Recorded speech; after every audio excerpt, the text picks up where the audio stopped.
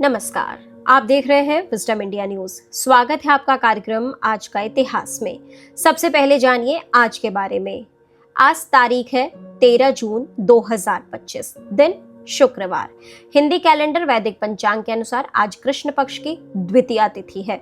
विक्रम संवत के अनुसार सन 2082। तो आइए बात करते हैं 13 जून की। आज के इतिहास में 13 जून की तारीख क्यों इंपॉर्टेंट है आपको बताते हैं। तो सबसे पहले बात करते हैं साल 323 ईसा पूर्व की। 13 जून 323 ईसा पूर्व को महान योद्धा और विश्व विजेता सिकंदर की मृत्यु बेबीलोन में हुई थी। मात्र 32 वर्ष की उम्र में ही उसने यूनान से लेके भारत तक एक विशाल साम्राज्य स्थापित कर लिया था। उसके सैन्य रणनीति, साहस और नेतृत्व क्षमता के कारण वह इतिहास के सबसे महान सेनापतियों में गिना जाता है। सिकंदर की मृत्यु के बाद उसका साम्राज्य उसके सेनापतियों में बट गया, जिससे उसकी एकता समाप्त हो गई।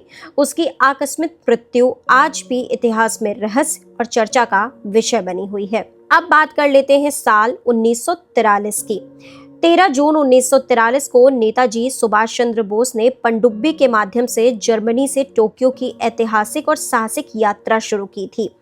यह यात्रा द्वितीय विश्व युद्ध के दौरान की गई थी, जब वे आजाद हिंद फौज के लिए समर्थन जुटाने के लिए जापान जा रहे थे। यह विश्व इतिहास की पहली ऐसी घटना थी जब किसी व्यक्ति ने जर्मनी और जापान की पनडुब्बियों के जरिए महासागर पार किया। इस यात्रा ने उनकी दृढ़ इच्छा शक्ति और देश के लिए समर्पण को दर्शाया। नेताजी का यह साहसिक कदम भारतीय स्वतंत्रता संग्राम के इतिहास में अमिट छाप छोड़ता है। अब बात कर लेते हैं साल 1956 की। 13 जून 1956 को ब्रिटेन ने 72 वर्षों तक अपने नियंत्रण में रखने के बाद स्वेज नहर का नियंत्रण मिस्र को सौंप दिया था।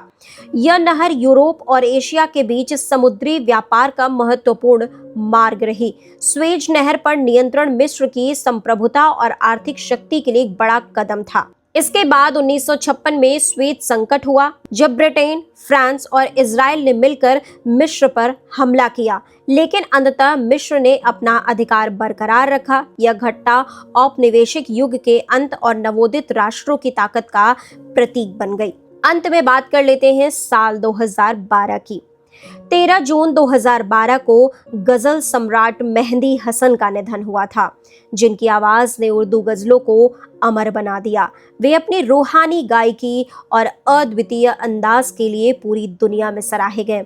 उनकी मशहूर गजलों में रंजिश ही सही, दिल ही दुखाने के लिए आ, अब के हम बिछड़े तो शायद कभी ख्वाबों में मिले, और रफ्ता रफ्ता वो मेरी हस्ती का सामा हो गए जैसी रचनाएं शामिल हैं। इन गजलों ने शायरी और संगीत को एक नई ऊंचाई दी। मेहंदी हसन आज भी हर गजल प्रेमी के दिल में जिंदा है। तो देश दुनिया की बाकी खबरों के लिए आप लगातार जुड़े रहिए विजडम इंडिया न्यूज चैनल के साथ। चैनल को लाइक करें, सब्सक्राइब करें, शेयर करें, कमेंट करें।